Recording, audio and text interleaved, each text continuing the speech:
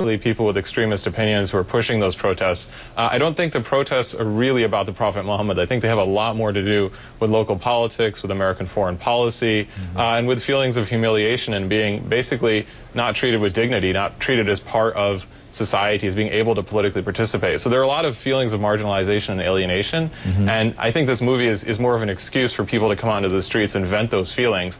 And these kinds of gestures are pushed by extremist voices and political leaders in order to push their own cause forward. I hear what you're saying, but as most of us look at it around the world, especially in Western culture, we don't see many people coming forward who are maybe secular Muslims or people who are, more in the middle, for lack of a better term, not radical Islamists, who come forward to denounce these sorts of activities. We see the people who are out on the streets, and we hear the words that you're saying, that it's a handful, it's not a lot of people, but I don't think most people believe it because we don't see the other side. We don't see a counterweight that's as big or that can counter those protesters.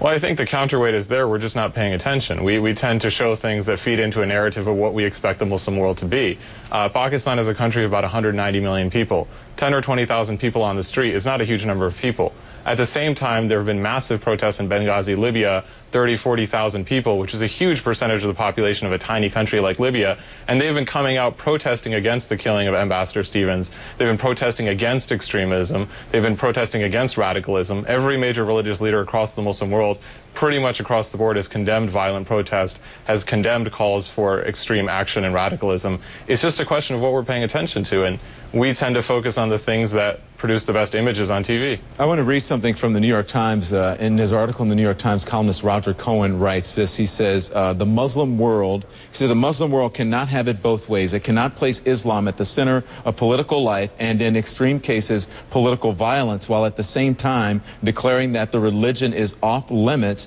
to contestation and ridicule. Is there a belief in the Muslim world that you can have it both ways, that the Prophet Muhammad cannot in any way be depicted at all? Is it a sense that the Muslim world wants it both ways? I don't think Roger Cohen is being fair, and I don't think he's being accurate. The Prophet Muhammad is a deeply contested figure. I mean, most of the major divisions in Islam today between Sunnis and Shias, for example, have to do with interpreting the Prophet Muhammad's legacy. I think the difference here is that the caricatures that are being made are blatantly offensive.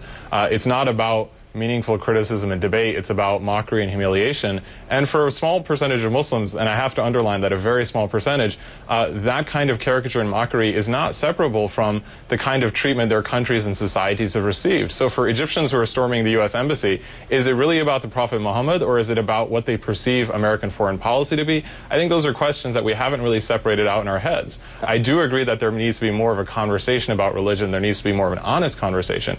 But I think that as you see democracy spreading across the Muslim world, we'll see that happen, and maybe this is actually the first stages of that process happening. So as a Muslim, do you think the Prophet Muhammad should be depicted in any way? Is it okay to depict him, to make a caricature of him, or to depict him in any way? I mean, honestly, I believe in freedom of speech, so as long as someone's not inciting violence directly, it's fair game. People should be allowed to make the points they want to make and make the arguments they want to make. From a religious point of view and a moral point of view, Muslims find negative depictions of religious figures and sacred figures like Jesus, John the Baptist, Muhammad to be offensive, but I find it offensive, and that doesn't mean I'm going to go onto the streets or I'm going to write a letter to the editor. I'm mature enough to say, you have a point of view, I have a point of view, we can agree to disagree. And I think based on what's happening across the Muslim world, the overwhelming majority of Muslims are not concerned enough to get onto the streets, whether to protest peacefully or among the even smaller minority that are pushing things violently. I think we're just looking at a radical fringe, unfortunately. Do you think most Muslims worldwide think it's okay to depict the Prophet Muhammad?